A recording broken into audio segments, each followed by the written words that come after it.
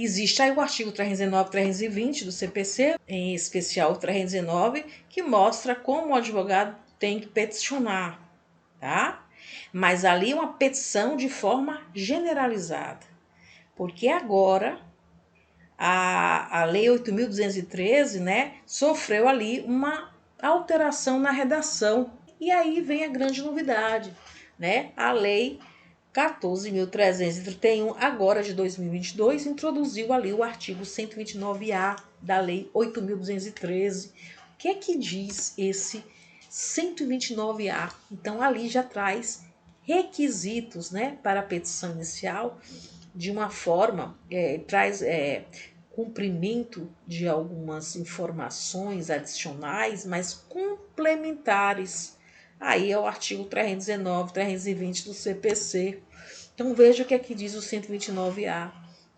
Os litígios e as medidas cautelares relativos aos benefícios por incapacidade que trata a lei, inclusive os relativos a acidente de trabalho, observarão o seguinte.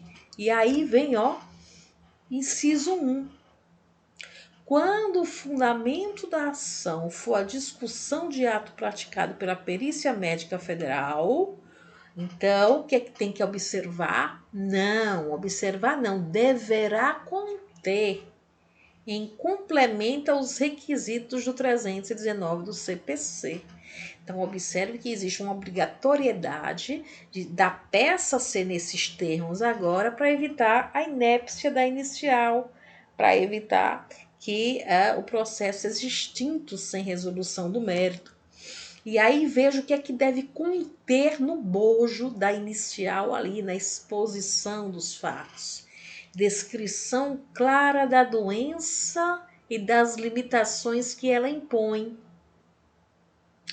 Então, observe que vai ter que buscar interpretar aquela letrinha do médico ali naqueles atestados, buscar discorrer na inicial ali na exposição dos fatos, o código da patologia, a patologia em si, referente àquele código, né, aquele CID, o quadro sintomático, né, e a correlação ali dos sintomas com a impossibilidade de exercer a profissão em razão daquele quadro sintomático. Tem que fazer um nexo causal ali, a incompatibilidade daquela doença com atividade laboral, indicação da atividade para a qual o atual alega está incapacitado, possíveis inconsistências da avaliação médico-pericial discutida e declaração quanto à existência de ação judicial. Então, até isso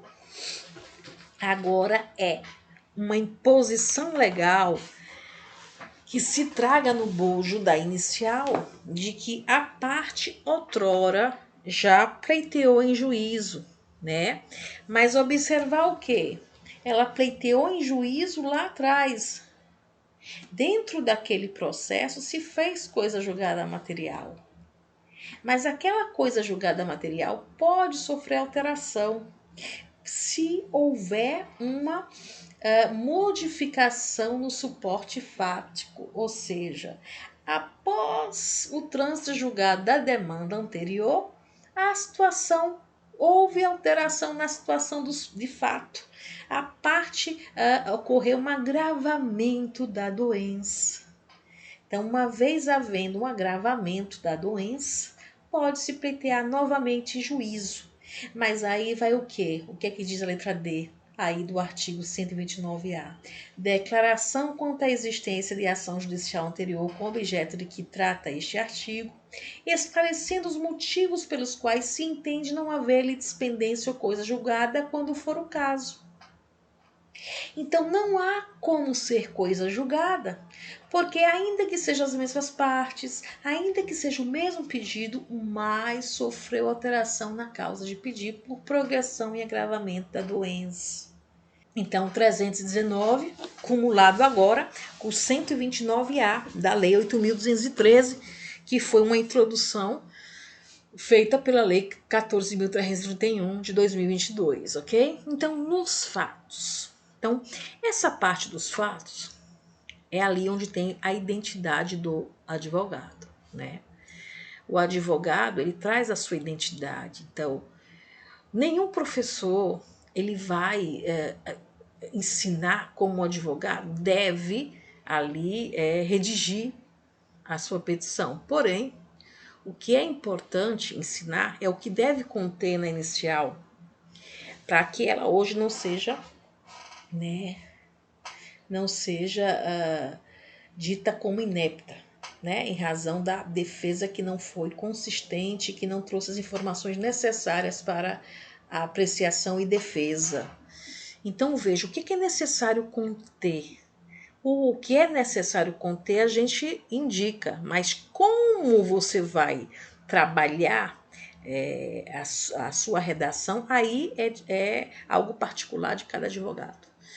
Então, o que deve conter? Inicialmente, informe-se, aí vem aquela questão, ora, se o processo é anterior, se existe um processo anterior, se o processo foi arquivado, se lá naqueles autos não foi constatada nenhuma incapacidade laboral, ou se foi constatada, se houve concessão de benefício e se foi cortado, a gente precisa trabalhar logo de plano que existia um processo anterior. Então, por que eu coloquei de vermelho aí? Porque nem todo caso vai trazer um processo anterior.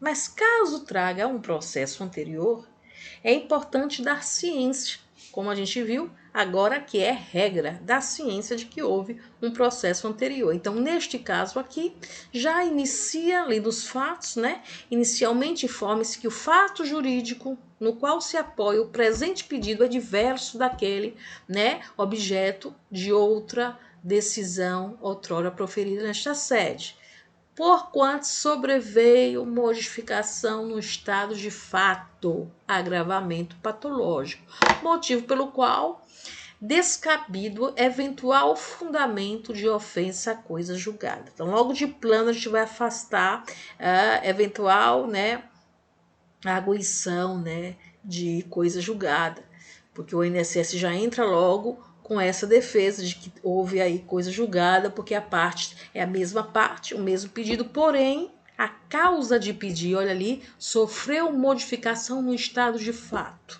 Então, uma vez sofrendo modificação no estado de fato, a causa de pedir se modificou. Por quê? Porque houve progressão, agravamento da doença. Então, ali vem no artigo 505, inciso 1 do CPC, o juiz pode novamente rever aquela sentença, porque houve modificação no estado de fato. Então, inicialmente a gente informa isso, se não for o caso, não informa. Se não houver processo anterior, não informa. E aí vai trabalhar, primeiro, que o demandante é portador de tais patologias, e ali você vai precisar extrair da documentação probatória as doenças do seu cliente através dos CIDs das doenças que os médicos atestam lá, nos documentos clínicos do paciente. Então, vai mostrar quais as doenças de que ele é portador, que em tal data o demandante, munido de documentação probatória, ingressou com pedido administrativo, contudo não logrou êxito. E ali traz a fundamentação administrativa. Não logrou êxito? Em razão de quê? Qual a motivação administrativa? Não logrou êxito, restando o pleito indeferido ao fundamento de inexistência de incapacidade laboral.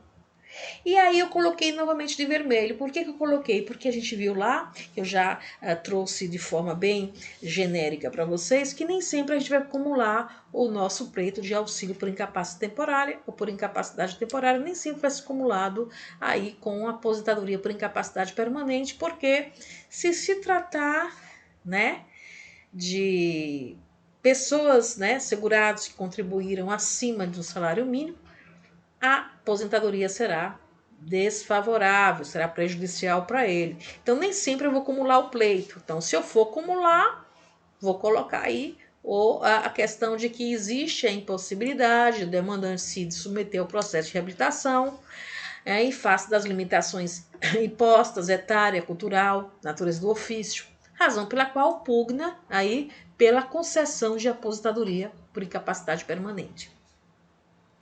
Então, esse parágrafo aí, eu estou trabalhando um pouco a questão da incapacidade social. Porque não existe só a incapacidade física, aquela que é clínica, existe a incapacidade social da parte de se reabilitar. Pensemos aqui com relação a vamos dizer assim, a um trabalhador braçal, ao exemplo de um pedreiro. Como ele vai se reabilitar em outra atividade que não demande esforço físico, se o intelecto dele não está preservado, se ele não tem cultura, né? Ele não tem uma bagagem cultural aí para poder se submeter a um processo de reabilitação e sair de um pedreiro para ser um atendente em algum local. Né? Então ele vai ter que ser, ele vai ter ali com a falta de cultura, né? Com a falta de estudo, de nível de escolaridade, ele vai ter que estar sempre desempenhando atividade que reclama, que demanda esforço físico. E ali ele não tem como, porque existe determinação médica para ele se afastar das atividades aí de esforço físico, né? As atividades dele declaradas. Então, ali a gente vai fazer sempre aquele trabalho de mostrar que existe uma incompatibilidade da patologia com a profissão do cliente, do segurado, ok? Muito bem. E que o quadro clínico, e aí vai mostrar, não basta falar da patologia, tem que trabalhar também o quadro sintomático, porque é o quadro sintomático que impede a pessoa de trabalhar. Então, que o quadro sintomático, né, o quadro clínico sintomático impossibilita de desempenhar amplamente a sua profissão. Aí vai buscar ali, ó, mostrar que existe uma incompatibilidade existente entre a natureza da atividade e as patologias, os sintomas, e vai buscar os sintomas, tá? Então, existe aí, hoje a gente tem aí à disposição, né? Faça uma leitura no Google, você encontra a doença, quadro sintomático e de forma técnica mostra lá os sintomas, né? Importante ali você trabalhar não uma dor de cabeça, mas trabalhar a cefaleia,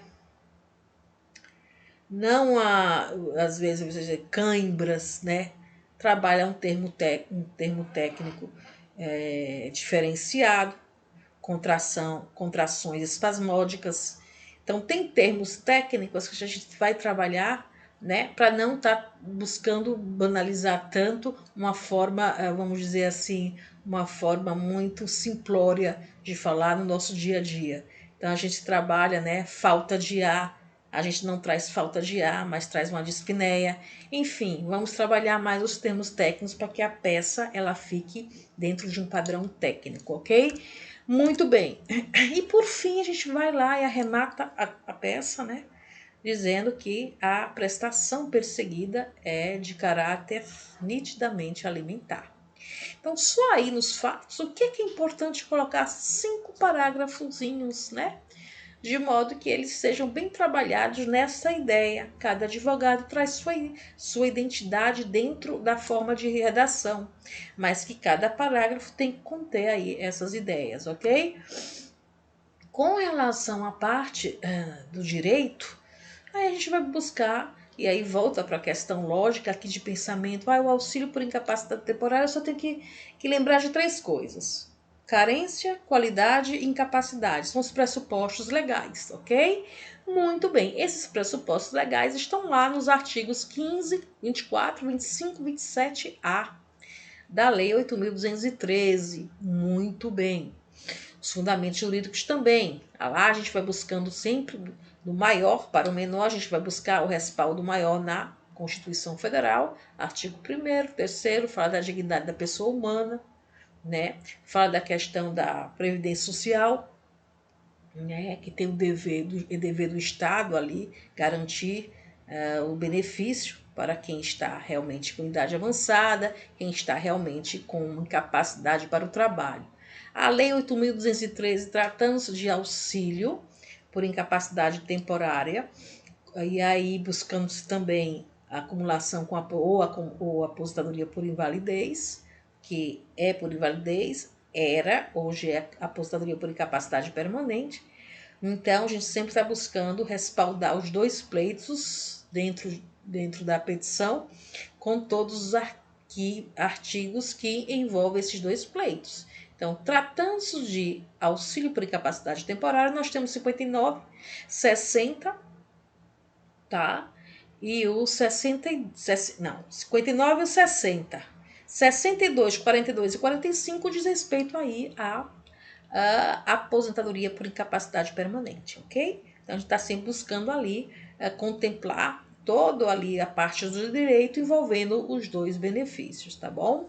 Muito bem, súmulas de jurisprudência, sempre a gente vai buscar a jurisprudência adequada ao caso em concreto, a gente busca jurisprudência atualizadas, tá? E do pedido. Pedido é simples, pela lógica, eu não vou nem olhar, pela lógica. Eu quero um auxílio, é meu pedido central. Ou auxílio acumulado aí com aposentadoria, tá? O que eu vou pedir? Vou pedir a citação, eu vou pedir a prioridade. Outra coisa muito importante, a gente pede a concessão da gratuidade de justiça e se o seu cliente for uma pessoa idosa, vai trabalhar também a prioridade processual para a pessoa idosa. Então, hoje, né, o estatuto não é mais dito como estatuto do idoso, mas estatuto da pessoa idosa, tá? Tirou aí para ver essa questão do termo que estatuto do idoso dava a impressão que era só o homem idoso. Agora, estatuto da pessoa idosa, porque engloba aí homem e mulher. Então, uma mudança só para dar um pouco mais de clareza com relação a esse termo. Então, estatuto da pessoa idosa. Muito bem, então tem prioridade também. Então, a concessão da gratuidade de justiça e, se for o caso, a prioridade processual para o idoso. Vem citação, vem juntada do processo administrativo, a gente pede a juntada que o INSS seja intimado, né? O demandado seja intimado para juntar o processo administrativo, tá? A realização de perícia médica, né? Porque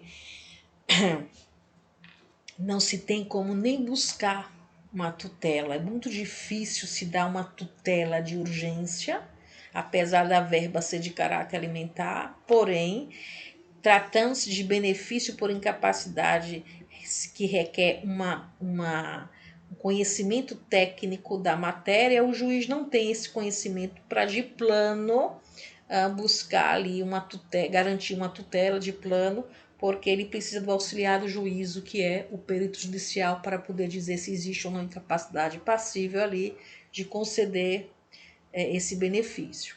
Então, nada de tutela, mas vai se buscar uma perícia médica ali, tá? E, por fim, a procedência do pedido para determinar a concessão do benefício convertido em aposentadoria por incapacidade permanente, acrescido do adicional de 25%, e os pagamentos em atraso, que são os valores pretéritos, ou seja, desde o ato, desde a concessão, desde o deferimento, né? Que é a DER, data de entrada do requerimento.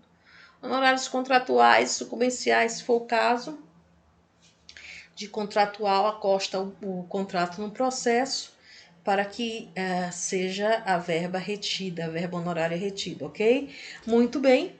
E das provas, a gente tem que pensar em mente. Provas, ora, se eu estou buscando carência e qualidade, eu tenho que comprovar. Como é que eu vou comprovar? Eu vou comprar com carteira de trabalho, eu vou comprovar com CNIS, eu posso vir a comprovar também com guias de recolhimento da Previdência, porque nem todas as vezes aquelas guias foram realmente reconhecidas pelo INSS, ou muitas das vezes o INSS não consta no CNIS, determinado tempo ali de contribuição, e o segurado faz a prova, né, de que houve contribuição, porque ele tem as guias de recolhimento ali em casa, então ele já pode trazer para o processo e a gente pode então trabalhar essa questão de carência e qualidade juntando as guias de recolhimento, que é a GPS, Guia da Previdência Social, CTPS, né, e o CNIS, tá? A incapacidade a gente vai sempre trabalhar, e eu sempre vou frisar, primeiro com exames, nessa ordem.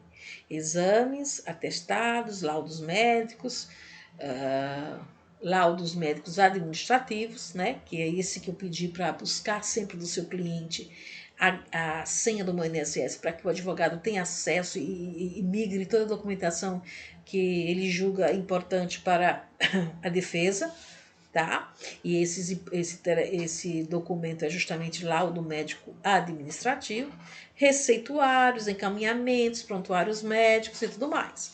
Aqui está, dentro de uma estrutura de petição inicial, o que é importante ali trabalhar nessa petição e instruir o pleito com esses documentos, ok? E aí se tem uma petição enxuta, uma petição completa e que realmente, deste jeito como está aí neste esboço, não será inepta, porque está dentro ali do artigo 309, 320, cumulado agora com 129A da Lei 8.213, ok?